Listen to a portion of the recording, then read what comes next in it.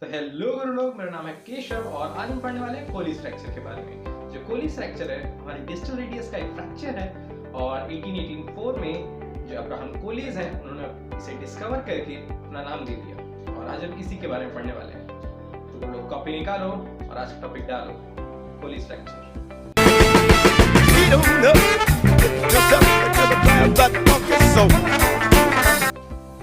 तो गुरु लोग, जो कोलीज फ्रैक्चर है रेडियस के डिस्टल एंड पर होता है 2.5 centimetre proximal to the radiocarpal joint.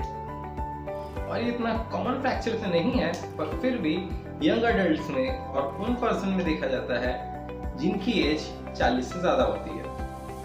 और इसके कॉजेज में हमारे रोड ट्रैफिक एक्सीडेंट्स आते हैं, फिर कोई भी ऐसा इंसिडेंट जिसमें डायरेक्ट ब्लो आया हो यहाँ पर रेडियस के ऊपर, किसी ने जोर से मार दिया हो या फिर किसी चीज से लग गई हो डायरेक्ट रेडियस पे, या फिर कोई पर्सन किसी बहुत ऊंची जगह से गिर गया हो। गुरु लोग, इसके रिस्क फैक्टर्स में आते हैं ऑस्टियोपोरोटिक बोन, पुअर न्यूट्रिशन, या फिर कोई भी ऐसी कंडीशन या सिचुएशन जिसमें आप आसानी से गिर सकते हैं, जैसे स्लिपरी सरफेस, आइस, स्नो, ये सारी चीजें।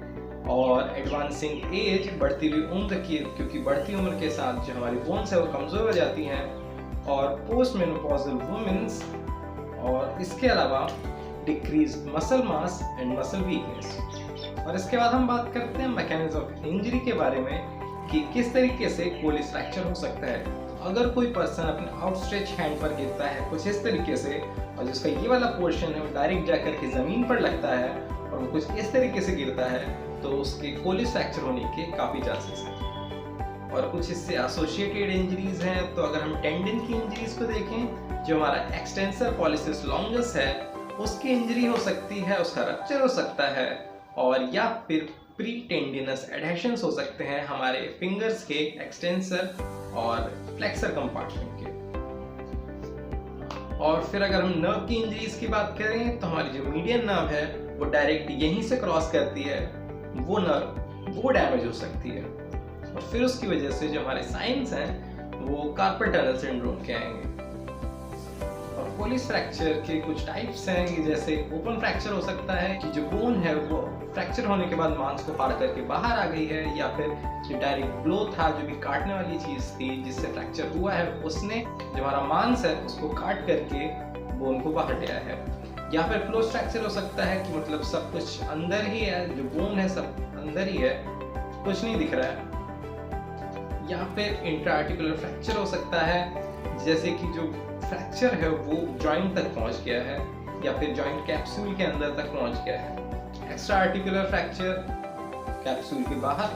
और कम्युनिकेट फ्रैक्चर भी हो सकता है कि जो बोन सेगमेंट है छोटा वाला, उसके बहुत सारे टुकड़े हो गए हैं। और फिर इसके बाद हम बात करते हैं इसके क्लिनिकल साइंस के बारे में। तो जो इसकी क्लिनिकल साइंस है, जो सबसे पहला ऑब्वियस क्लिनिकल साइन आपको नोटिस करना है वो है डिनर फॉग डिफॉर्मिटी।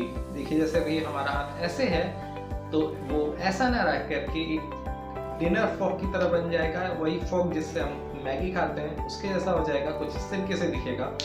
और फिर उसके बाद जो हमारे यूजुअल फ्रैक्चर के साइंस होते हैं, जैसे पेन, टेंडरनेस, स्वेलिंग, रेडनेस, ये सारी चीज़ें। और अगर नर्व और ब्लड वेसल्स डैमेज हैं, फ्रैक्चर के आगे के हिस्से में हमें नमनेस और पैरेस्थीसिया जैसी सेंसेशंस फील होंगी। और अब क्लिनिकल साइंस के बाद हम बात करते हैं इसके डायग्नोसिस की। तो इसे डायग्नोस करने के लिए सबसे पहले हम इसके क्लिनिकल फीचर्स देखेंगे, डिनर फॉग डिफॉर्मिटी देखेंगे, और फिर उसके बाद हम इसका एक्सरे कर सकते हैं।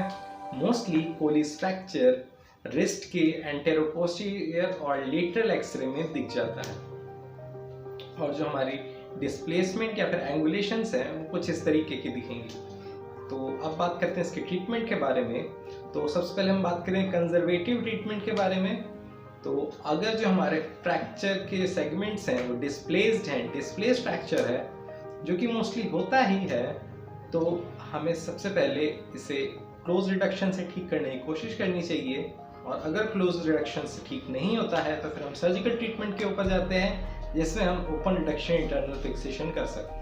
और फिर उसके बाद हम उसे उसी पोजीशन में प्लास्टर कास्ट लगा करके 6 से 8 हफ्तों के लिए छोड़ देते हैं, जिससे कि जो फ्रैक्चर है वो हील हो जाए।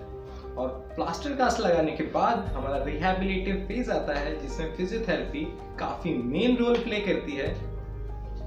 फिजियोथेरेपी में हम उस पेशेंट को रिहैबिलिट करते हैं ताकि वो फिर से अपनी नॉर्मल लाइफस्टाइल में जा सके।